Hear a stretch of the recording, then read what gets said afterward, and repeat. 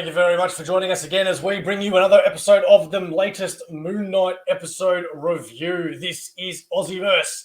I am OmniBeau, joined by Mark Grodd Watson. And Mark, what did you think of this episode after watching it? What are your thoughts, mate? It was a bit of a different one, but I think a good necessary one. If they're going to move forward with Moon Knight, I feel like this was a good episode to have. Yeah. Go on, sorry. I was going to say, no, I totally agree. The first few, maybe 10 minutes or so, was a bit like, oh, yeah. But as it progressed, it was an incredibly powerful and moving and emotional episode. Agree. And, so clearly they've got other plans for it, because if this was the second last episode and they're not going to move on with Moon Knight, they wouldn't have this. They would just have action-packed and, we move on. But, yeah. And before we go any further, please like and subscribe if you feel inclined to do so. And don't forget that we can also be seen on... I pressed the wrong banner. We can be seen on AussieVerse Comics Collectors at Instagram. And the banner that I just showed you before is our graphic designer and video editor. You can find them on Instagram at A51_designs.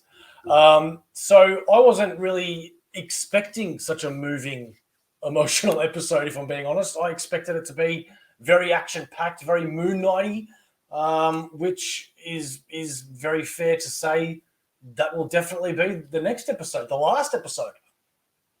Yeah, it feels like they're going to cram everything into this last episode. If they really want to get to the ending, it feels really hard to believe that it's going to happen in an hour.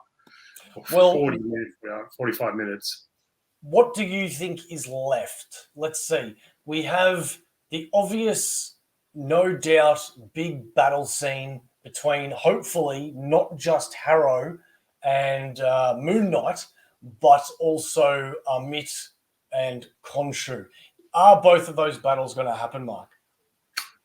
Well, I assume so. I'm assuming there's going to be some sort of...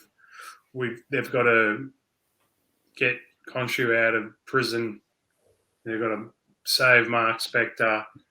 And then there's going to be a battle between all the gods that hate each other, I guess. Yeah. I guess they wouldn't add the other gods in, or the other gods that had the actors in, without putting them in too. So maybe there's some sort of, I don't know if they're going to play a part or they're going to intervene for good or worse. Yeah. Well, it was also interesting seeing how they've deviated from the comics might be a good word to choose. However, it's more inspired or taken a part of, where it doesn't look like Mark Spector was actually dying in his origin, as per the comics. He decided to actually take his own life and commit suicide. So that was a bit different, a bit more realistic, possibly. And not only that, but the other differences that they had was his brother. Big changes there with his brother. I don't know how familiar you are with Moon Knight's brother, but he was actually a villain that came back. Mark Spector believed he was dead for a long time, and he came back as the villain Shadow Knight, only to die by the Punisher, be reborn again, and then die again. So, yes, very different from your little brother drowning. You think there's a possibility they could play with that? I know they probably couldn't with the one episode left, but in the future? In future, yeah. I mean, I think the one similarity Marvel Cinematic Universe will always have with Marvel Comics is I wouldn't count anybody out, no matter how dead they seem to be. It is just comics still. So, yeah, why not? Bring his brother back. Yeah. Well, the rules don't apply when it comes to comics, and, everyone can be brought back. I mean, we could even see Robert Downey Jr. as Tony Stark again. Who knows? Exactly. I'm banking on that one day, my friend. Me too. Me too. One day. His mother, the relationship with his mother. Oh, mate, that was painful. That was deep. That was emotional. That was gut wrenching. Oh, how did you feel? Well, you could again just hats off to Oscar Isaac for his acting. You can see the pain on Mark Spector's face as he saw even the first scene where he looked through the window and he saw that bit where he's out the front of the house having a swig of his flask, and and the bit to his mother, and he goes, "No, don't go inside," or whatever it is, and it actually is a good little twist of how he created Stephen. I really, really liked that. You know, he doesn't want to feel this, so he changes the personality to happy Stephen sort of thing, and everything's fine. And it's amazing, to be honest, and very, very realistic too, to be honest, as well. Yeah. And for those fans of the trippy sort of mindscape videos that Moon Knight has become accustomed to in the last couple of episodes, I implore you to go check out the TV show Legion, based on Professor X's son. That was on FX for about 3 seasons, maybe 2. That was a very, very trippy show. It was very, very good, well done, well put together. So if you're a fan of the different, not your normal linear sort of shows, definitely go check out Legion. Did you ever see that, Mark? I did not. No. I've heard about it, and I know it's connected to sort of the X-Men, but yeah, didn't know the story. Never followed up on it. Yeah, well, go see How old is it? Only, I'd say last 5 years. So it's not old. Yeah. But yeah, it was definitely something you need to pay attention to when you're watching, because it's, you don't want to have a few drinks and watch it, because you'll definitely lose yourself. Also, it had such beautiful shots in this episode, didn't it? Even though all CG, but just beautiful. Yeah, on the boat and stuff like that, and a very emotional, draining one, but also very well shot. Some people are a little upset that it was a little bit boring, and then we're not seeing Moon Knight. I get all that, to be honest. Yeah, totally. But well, look, I enjoyed it, especially if we are moving forward as Moon Knight as a character. I think that he deserves an origin story, and this is one way to do it. They did it in WandaVision again, and we already knew the story, the background story. She had said it, but we saw it again. So it's just a way. I mean, like, hopefully he pops up again. Yeah. I think the disappointing thing from a narrative perspective, when you're a fan as well, and you've only got 6 episodes, the second last episode, you're a little upset at knowing that as soon as this episode ends, you've only got 1 left. So you expect a lot from the second last episode, and on paper, you wouldn't have expected the second last episode to be a purely emotional driven episode without big reveals, big action, big Moon Knight spots, and it had none of those. Big reveals, yeah, okay, depends on how you look at it. But I think, it was definitely nothing that we would have expected. I would have expected an episode like this to have been much more earlier in the season. However, saying that, it still worked really well. Yeah, I 100% agree. I expected this sort of thing 2 episodes ago.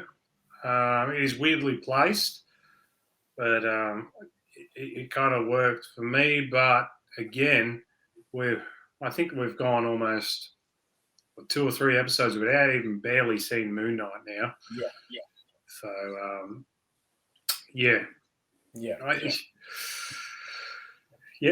to that, for a little disappointing, because a lot of aspects that is his coolest feature is his suit, the way he looks, the vengeance.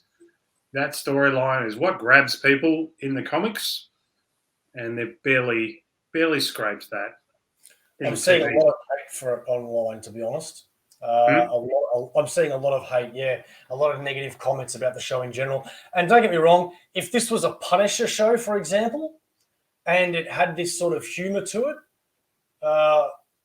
I would agree. It's one of the reasons why I hate Venom 2, because it's just way too humorous. So, yeah, I can't say I blame diehard Moon Knight fans for being disappointed that it is this sort of a genre, a tone. However, because I'm not such a huge Moon Knight fan, I've always respected the character, I can look at it through different eyes, and I'm still enjoying the show. It's still quite good. It's very, very character driven, a hell of a lot. So fair enough, each to their own. Oh, excuse me. Yeah, look, I'm not massively into Moon Knight either. I've only just sort of recently dived into the character, and I definitely get your point with Punisher. If we got a funny driven Punisher, I'm out. Yeah, I'm throwing stuff at the TV. Yeah. So yeah, you're right. For people who've probably been reading Moon Knight for the last 10, 12, 20 years, I can see their anger because they know the backstories and they know all this. They just want to see a live action Moon Knight. Yeah. They want to see his fist of vengeance. They want to see this. They've been waiting so long. If you're a massive Moon Knight fan, and I do love the character. I've only just recently dived into the character and I love it. But when I've read the comics, he's never out of the suit. To be honest, he's either Mr. Knight or Moon Knight. I mean, he's never really Mark Spector. Yeah. So exactly. Yeah. And now a word from our sponsors. This show is sponsored by the Comx shop. Check out comx.cx for all things Comx and find out what Comx is all about. Then head over to comx.shop to pick up a variety of Australian comics from multiple creators and publishers, all for one flat postage rate.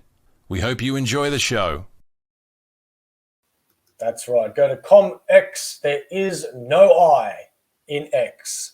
You buy one comic, it's the same price. You buy 10 comics, it is the same price. One flat postage rate for all of your Australian comic book needs. Comx. And that's all I really have to say about Moon Knight, apart from the fact that there is no Jake Lockley still. So that's, I don't know how they're going to squeeze that in the last episode or what sort of impact that would have. I would have assumed that personality would have had an impact by now. So I'm not really sure what they're doing with that.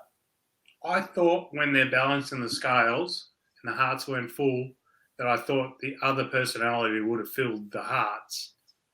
That's where I thought they were going, and they didn't go there. And so I was just like, oh, maybe they're not going to bring him into it. But then again, with the tombstone and who's banging on that tombstone, a lot of questions to be answered. I don't think they can answer them all in 50 minutes. Well, we also might be surprised where this last episode is a long episode, hopefully more than an hour. We can only be so lucky and wishful thinking, but we don't know. We'll see. Well, I'm looking forward to it because I have no idea where it's going to go. Hopefully, there's going to be a fight towards the end, and we're going to see some Moon Knight in his full action and Khonshu, and yeah. And that's all I've got to say about that. Yeah, me too. Yeah. Look, it's hard to come up with content with like 45 minutes every week, but happy to discuss it as long as we can. Share your thoughts in the comments, everybody. Tell us whether you liked it, whether you hated it, what you're hoping for in the last episode of Moon Knight, and also where do you want Moon Knight to appear next, if it's going to be in a movie or someone else's TV show. What would you do? Let us know. And as usual, we will be going to the 400 subscriber giveaway. Once we get to 400 subscribers, we will be putting everybody's name into a random generator where the winner will win the $100 Amazon gift card to be able to buy whatever the hell they want. So please like and subscribe, share this, get it up to 400, and someone will go home a lucky winner. Thank you very much, everybody. This has been AussieVerse. I am OmniBeau, joined by Mark Grodd Watson, and we will see you Monday for the live stream and also part 2 of Through the MCU, The Incredible Hulk. Goodbye, Mark. Goodbye, Bo.